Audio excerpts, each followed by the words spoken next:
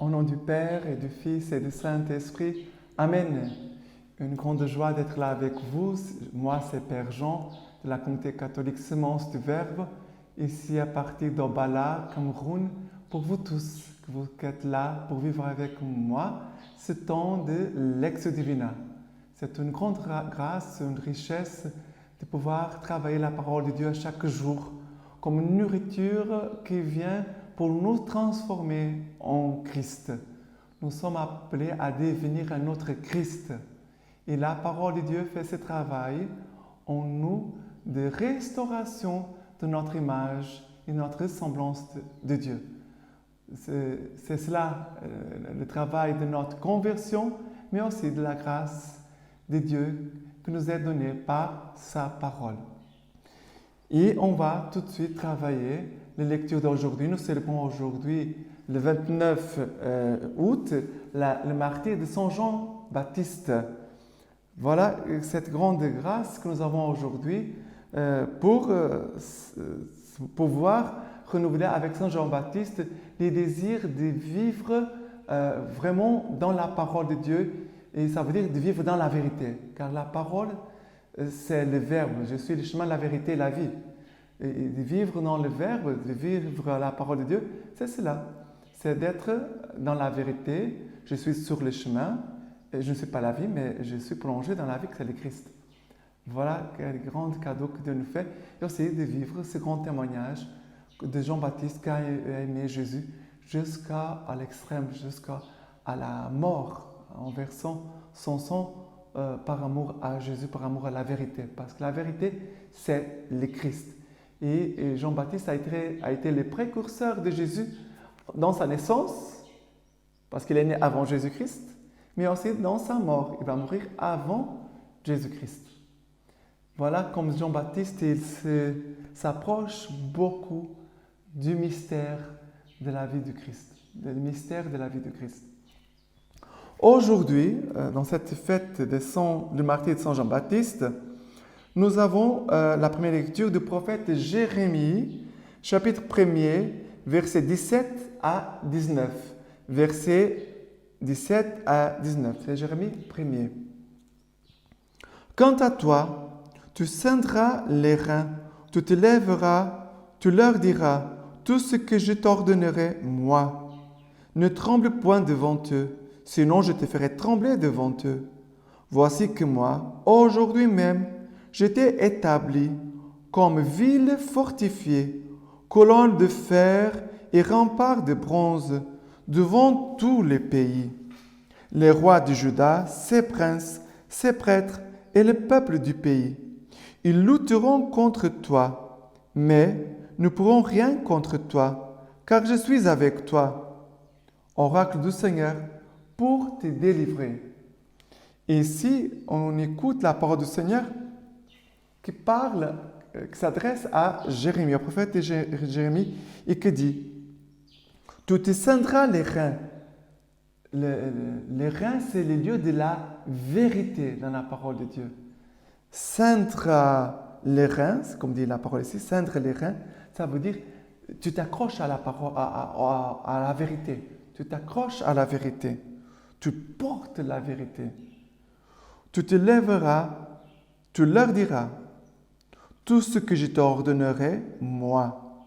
La mission du prophète Jérémie, c'est de transmettre toutes les paroles que le Seigneur va lui donner.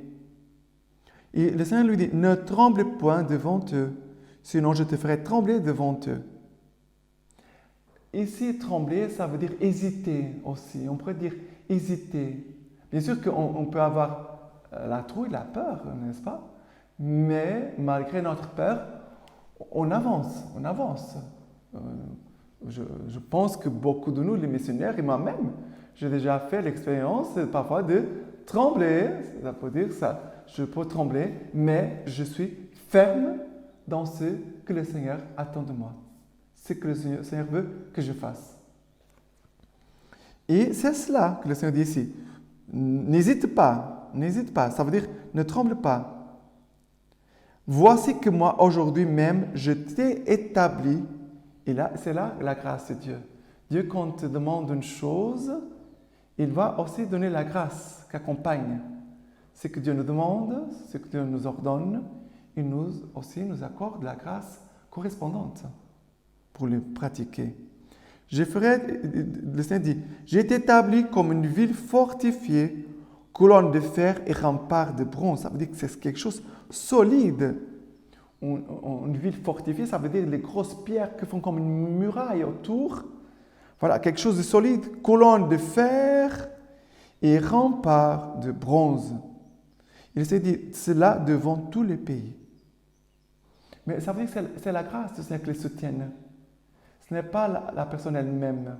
Par elle-même, elle est fragile. Mais c'est la grâce de Dieu qui les soutient. Ils lutteront contre toi, ne pourront rien contre toi, car je suis avec toi. Et cette parole, c'est très important. Car je suis avec toi. Ils ne pourront rien contre toi, car je suis avec toi. Car tu es avec moi. C'est cela. Notre consolation, notre force, c'est cela. Car Seigneur, car tu es avec moi. Tu es avec moi. Je me sens petit, faible, impuissant, car tu es avec moi. Car tu es avec moi.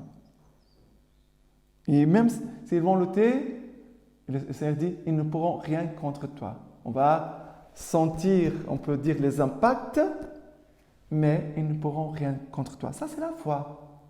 Cette parole, c'est une parole qui concerne notre foi. Sinon, la personne ne sortira pas de sa maison. Et le Seigneur dit, je suis avec toi pour te délivrer. Je suis là avec toi pour te délivrer.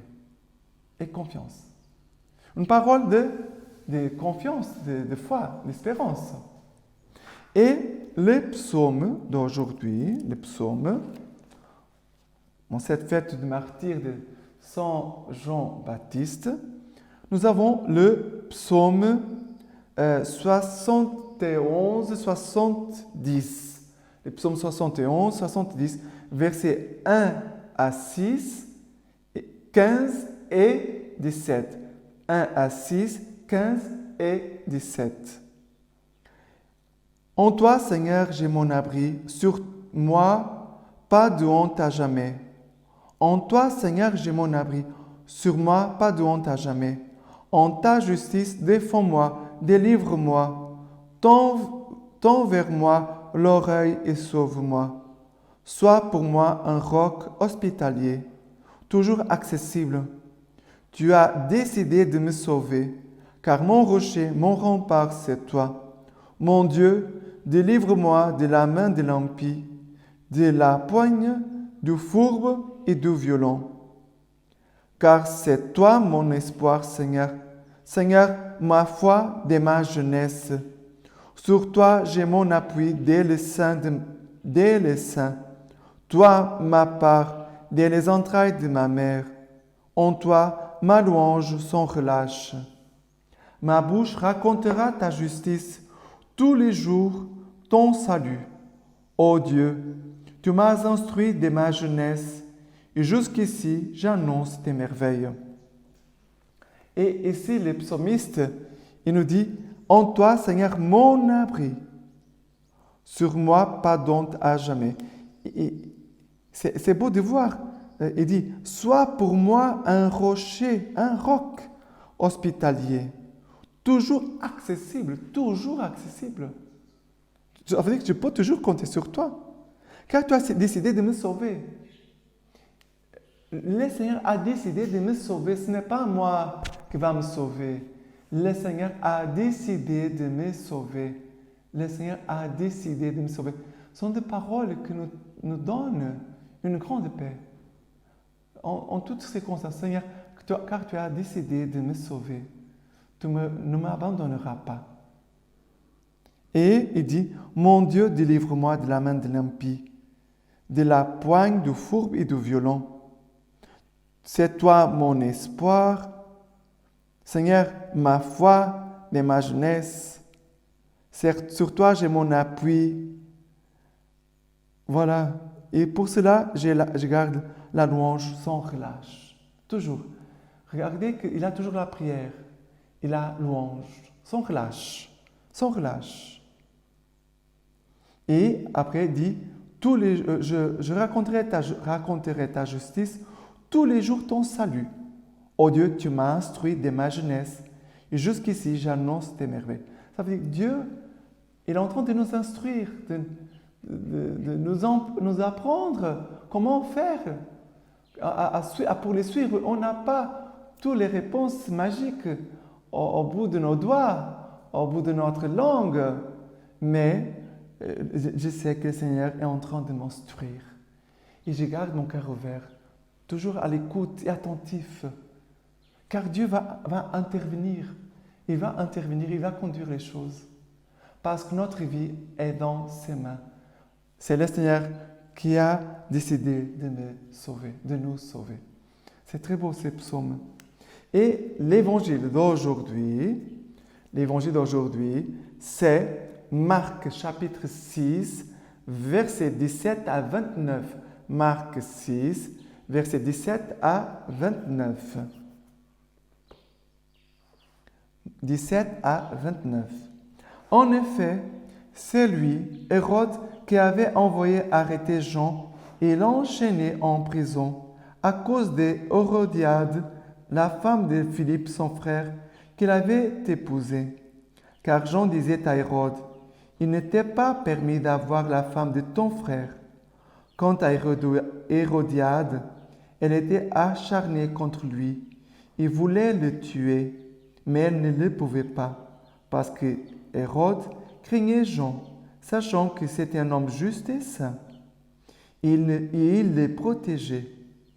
Quand il l'avait entendu, il était fort perplexe, et c'était avec plaisir qu'il l'écoutait.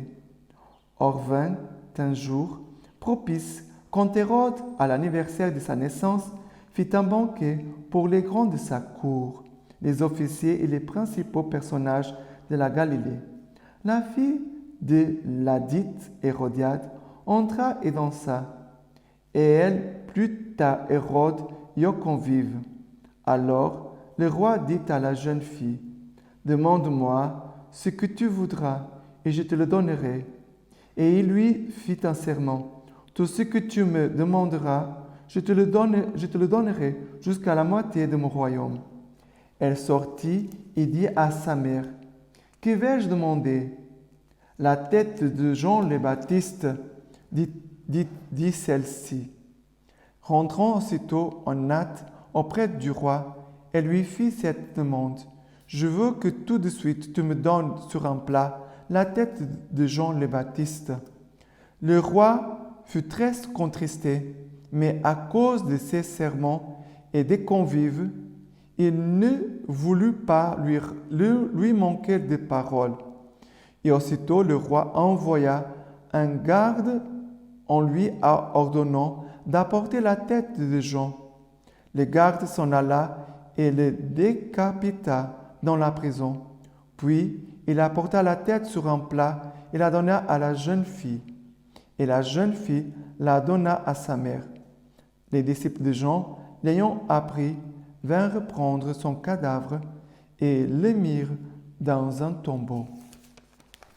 Voilà le passage que nous avons aujourd'hui du martyre de Saint Jean le Baptiste. Mais qu'est-ce qui s'est passé? Jean-Baptiste, c'était un homme de la vérité.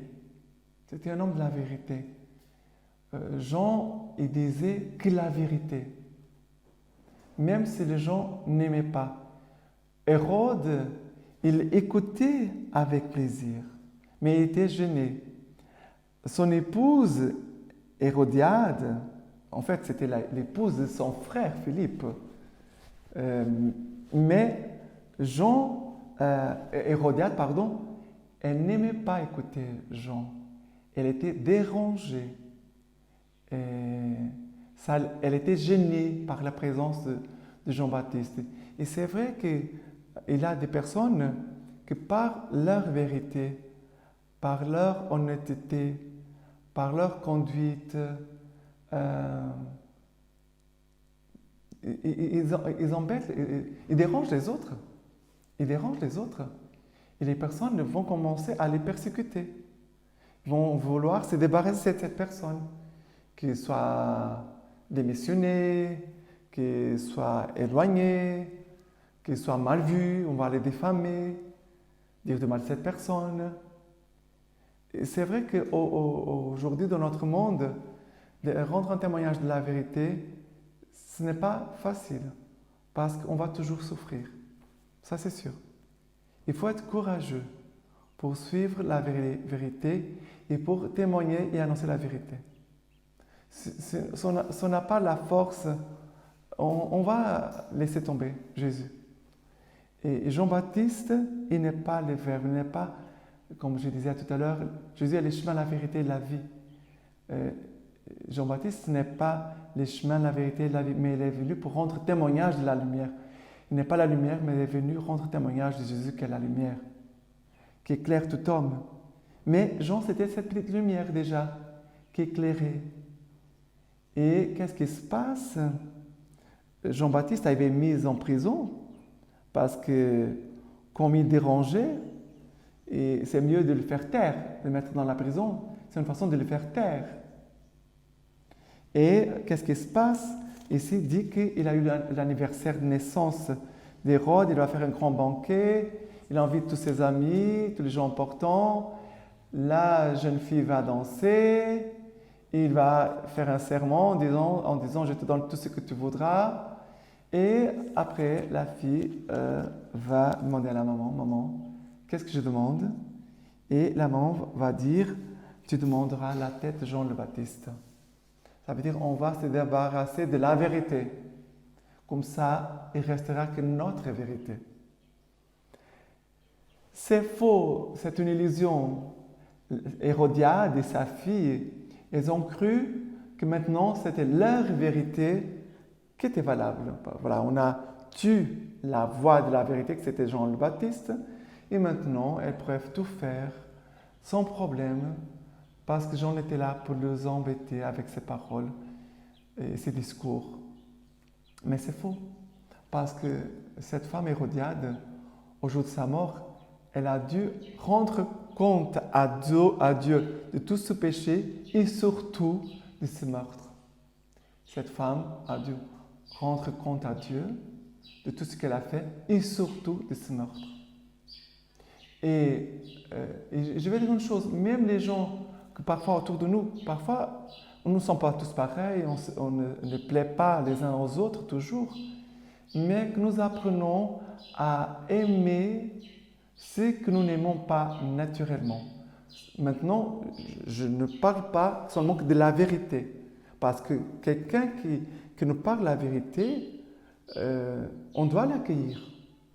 Même si parfois ça ne nous plaît pas. Pourquoi? Parce que quand on écoute la vérité, ça veut dire que la personne va mettre en lumière mes péchés, mes défauts, c'est que je dois changer. Et parfois, on n'aime pas. Souvent, on n'aime pas. Mais maintenant, je parle même d'autres personnes que parfois, naturellement, ne nous plaisent pas. Mais on doit apprendre à ces personnes et de ne pas voir en ces personnes que des ennemis.